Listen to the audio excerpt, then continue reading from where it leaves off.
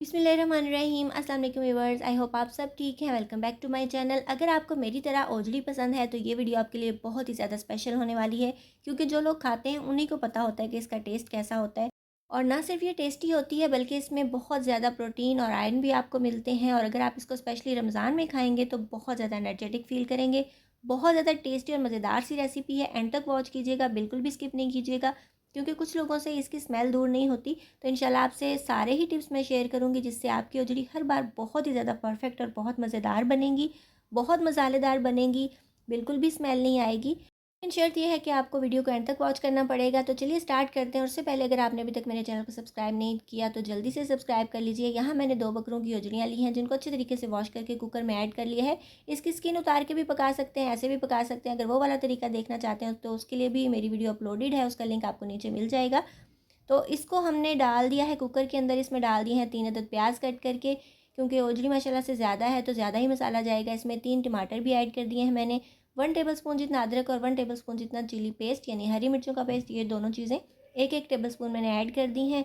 उसके बाद डाल रही हूँ इसके अंदर मैं एक बड़ी इलायची यानी मोटी इलायची, काली इलायची। इसकी खुशबू बहुत अच्छी लगती है, स्पेशली मीट में ये ज़रूर डालनी चाहिए। और उसके बाद डाल रही हूँ मैं एक टुकड़ा दालचीनी का।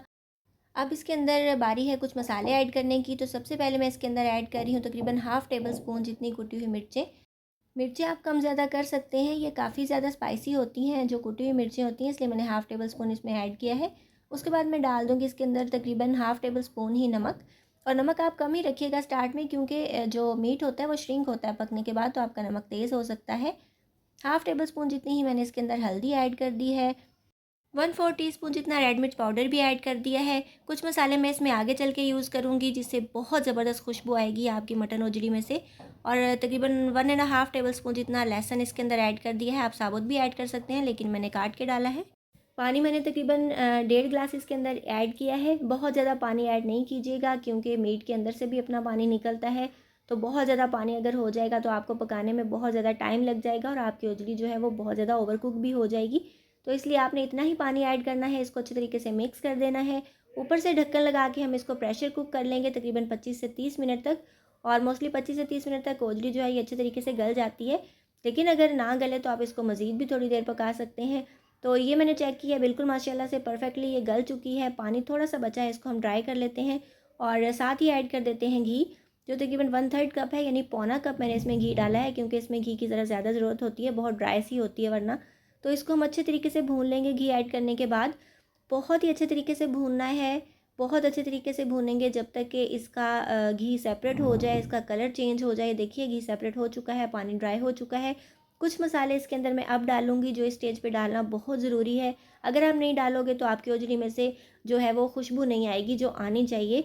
तो इस स्टेज पे साथ साथ हमें भूनते हुए इसको तकरीबन 5 मिनट हो चुके हैं। 4 से 5 मिनट ज़रूर भूनिएगा। कलर देखिए माशाल्लाह कितना प्यारा आया है। घी भी सेपरेट हो चुका है, आपको नज़र आ रहा होगा। 1 टेबलस्पून भर के इसके अंदर मैं डाल रही हूँ भुना और कुटा हुआ धनिया। और इसके बाद मैं डाल दूँगी इसके अंदर हाफ़ टेबल स्पून जितना भुना और कुटा हुआ ज़ीरा। दोनों चीज़ें दरदरी कुटी हुई हैं। और ये डाल के आप नोटिस करोगे कि कितनी ज़बरदस्त खुशबू आ रही है। माशाल्लाह बहुत ही ज़्यादा मज़े की हमारी ओजरी तैयार हुई है। 1-2 मसाले और मैं ऐड करूँगी, वो बिल्कुल लास्ट पे डालूँगी। आप फ़िलहाल इसकी लुक चेक कीजिए कि कितनी ज़्यादा मज़े की लग रही है। और मुझे तो ये इतनी ज़्यादा पसंद है कि मुझे 3-4 दिन ये लगातार भी खिलाएँ तो मैं बहुत आराम से खा लूँगी। मुझे बहुत ही ज़्यादा पसंद है। तो इसको हम अच्छे तरीके से भूनते रहेंगे और हिलाते रहेंगे। देखिए घी कितने अच्छे तरीके से सेपरेट हो चुका है। अब इसके अंदर मैं डाल रही हूँ गरम मसाला पाउडर तकरीबन हाफ़ टी स्पून, यानी जो छोटा चाय का चम्मच होता है वो। अब डाल रही हूँ इसके अंदर मैं हाफ़ टेबल स्पून जितनी कसूरी मेथी, जो बहुत ज़रूरी है, बहुत ज़्यादा मज़े का टेस्ट देती है, खुशबू बहुत अच्छी आती है, बिल्कुल भी स्मेल नहीं आएगी आपकी ओजड़ी में से। तो ये बहुत ज़्यादा ज़रूरी है, इसको ज़रूर ऐड कीजिएगा। मैं मीट में ज़रूर डालती हूँ, चाहे शोरबे वाला हो या इस तरह की कोई डिश हो। तो मेथी ऐड करने के बाद इसमें मैं डाल दूँगी फ्रेश धनिया ढेर सारा। इसको मैंने कट करके धो के रख लिया था। तो हरा धनिया ऐड करने के बाद माशाल्लाह से हमारी ओजड़ी की डिश कंप्लीट हो चुकी है। इसको हम मिक्स कर देंगे और डिश आउट कर लेंगे। और ऑलरेडी भी मेरे चैनल पे बड़ी ओजड़ी की रेसिपी यानी बीफ ओजड़ी, मटन ओजड़ी की 2-3 तरह की रेसिपीज़ मैं अपलोड कर चुकी हूँ। इसके अलावा सिरी की रेसिपीज़ हैं, पायों की रेसिपीज़ हैं, बीफ निहारी है, मटन निहारी है और ब्रेन मसाला है, सिरी की रेसिपी है। तो ये सारी चीज़ें मुझे बहुत ज़्यादा पसंद है। अगर आपको भी पसंद है तो उनकी वीडियोज़ ज़रूर देखिएगा, बहुत टेस्टी बनती हैं। और उनके लिंक्स आपको डिस्क्रिप्शन बॉक्स में मिल जाएंगे। तो आप देखिए माशाल्लाह कितनी मज़ेदार हमारी मटन ओजड़ी रेडी हुई है। अगर आप इस तरीके से बनाएंगे तो ये इतनी ज़्यादा टेस्टी होती है कि जो नहीं भी खाता वो भी इसको खाने लग जाएगा। तो ये देखिए माशाल्लाह बहुत ही ज़्यादा मज़े की लग रही है। तो अब हम इसको डिश आउट कर लेते हैं। और रमज़ान के हवाले से भी मेरे चैनल पे ढेर सारी रेसिपीज़ मैं अपलोड कर चुकी हूँ, जिसमें पकौड़ा प्रीमिक्स है। आप एक बार उसको बना के रख लें तो पूरा रमज़ान यूज़ करें, आपको डेली की मेहनत नहीं करनी पड़ेगी। इसके अलावा दाल के दही भल्ले बना के स्टोर करने का तरीका मैंने बताया था। बहुत ही क्रंची क्रिस्पी समोसे बनाने का तरीका है, रोल पट्टी, समोसा पट्टी, ये सारी चीज़ों के लिंक्स आपको डिस्क्रिप्शन बॉक्स में ही मिल जाएंगे। तो आप ज़रूर देखिएगा, बहुत ईजी और मज़ेदार सी रेसिपीज़ हैं और रमज़ान में ज़रूर बनाइएगा। तो ये माशाल्लाह से हमारी ओजड़ी की डिश रेडी हो चुकी है। मैंने ऊपर से भी इसके ऊपर धनिया ऐड कर दिया है। और आई होप व्यूवर्स आपको आज की रेसिपी अच्छी लगी होगी। अगर आपको मेरी वीडियोस अच्छी लगती हैं तो जल्दी से मेरे चैनल को सब्सक्राइब कर लीजिएगा, बेल आइकन प्रेस करना नहीं भूलिएगा, क्योंकि जब भी मैं कोई न्यू वीडियो अपलोड करूँ उसका नोटिफिकेशन आपके पास टाइमली आ सके।